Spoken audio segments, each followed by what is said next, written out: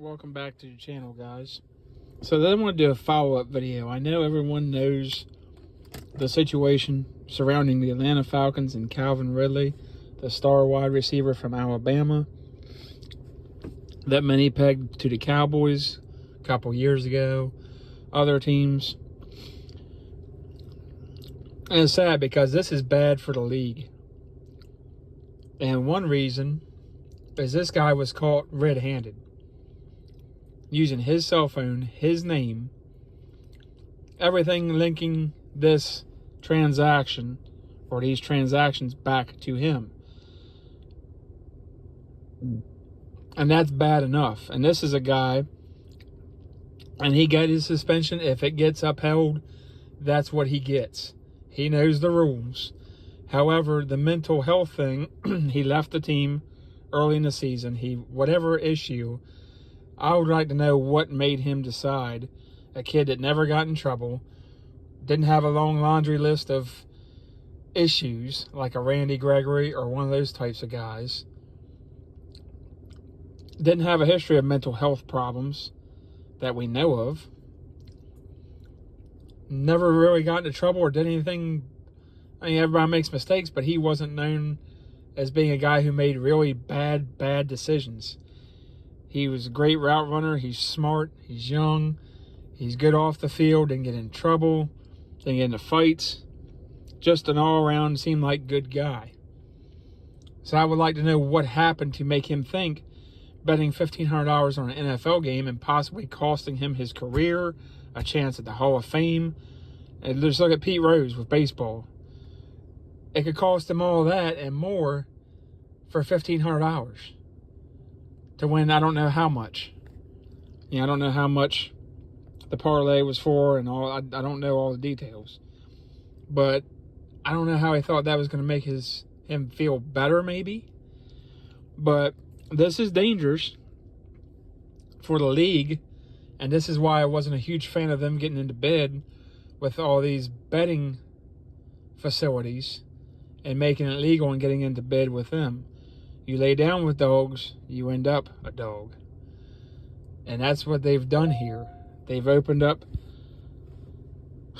a bad bunch of situations that I don't know they can close.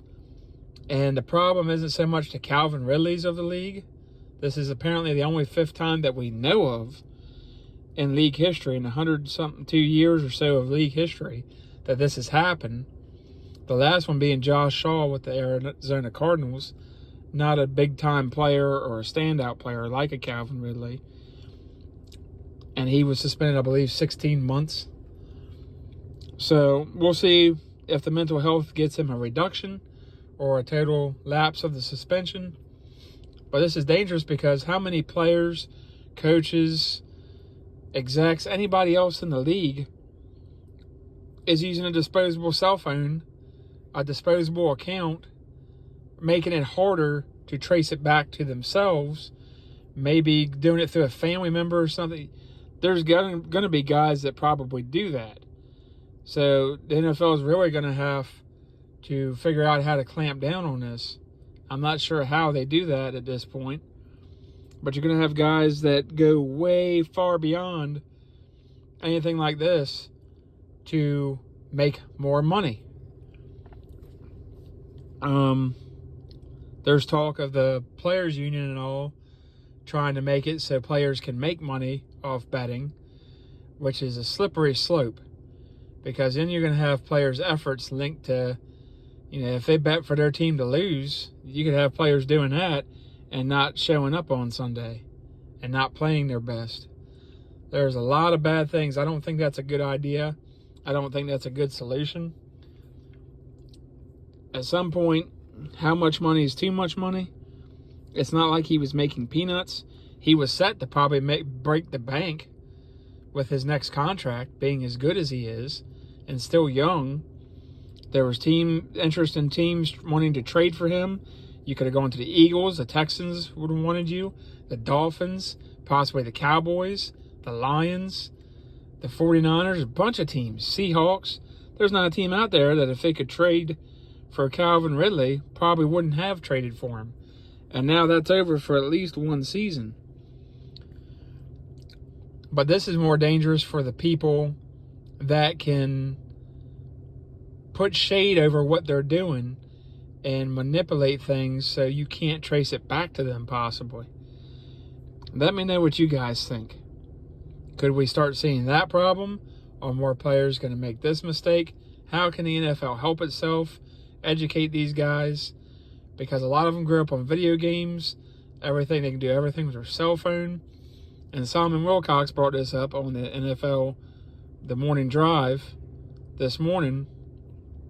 These guys are used to being able to do whatever they want on their phone, and they see these advertisements for DraftKings and everything else, and they might know the rule, but not exactly be indoctrinated like players used to be under Paul Tagliabue and the former NFL commissioner, where they ingrained it in you, hey, do not do this. Do not do this. And they didn't want anything to do with legalized gambling for NFL football. And this is exactly the reason why they didn't want it in their league, because once you compromise the faith of the fans that this game was legit and the team lost legitly, and not because of some sports bet, you're done. You're finished. The NBA suffered this with the referee. I believe it was Tim McVeigh. I might have his name wrong, but it was years ago. He was betting on games. And they still, I don't believe, have completely recovered from that. And if that happens in NFL, they stand to lose a lot. So that's why they are so harsh on this. That is the one golden rule you're not supposed to break. And if this starts happening more often, they're going to have a real problem. So I think education and indoctrination in the fact that you don't do this really drive it home more than just once a year to these players. Reach out to them and say, hey, don't do this. If you do this, this is what's going to happen, or worse. So this is a big problem. We'll see what happens as this situation is fluid. And you don't know about the mental health, but you still can't do this, because you jeopardize your team, your teammates, the league, and owners. Just like, I'll bring this up, okay? Now there's nothing concrete here, but if Stephen Ross tried to give incentives to Brian Flores and the general manager to lose games to get a higher draft pick, to get Tua or Justin Herbert or whatever the case may be, he should suffer more severe penalties. He is an owner. He should be held to a higher standard. That might not happen because they are billionaires and money talks. But I would like to see him held to a higher standard and possibly try to out him like they're trying to do to Daniel Snyder. Having owners like that is not a good representation of the league. It does not look good and reflect good on the league. And Stephen Ross is not a good owner. Known that from the beginning. Bill Parcells didn't stick around for long. He knew. A lot of talk around the league for years. He's not a good owner. He's shown he's not a good owner. He's made poor decision after poor decision after poor decision. And that's why they haven't been to the playoffs that much. And they haven't won any playoff games and haven't been to a Super Bowl since the 70s. Now, I don't know when he took ownership, but since he's become owner, he has not been one of the better owners in the National Football League. So let me know what you guys think. Remember to like, share, subscribe, comment, hit those notifications, like this video. It helps the channel, and I will keep making more content, and we will continue to follow this situation to see what else unfolds from it. Wish the best for Calvin Ridley. I hope he recovers from this, and I hope the league is able to recover and get education out there and really get a handle on this before it becomes a really serious problem that could absolutely destroy the NFL as we know it. Let me know what you guys think. I'll see you on the next video.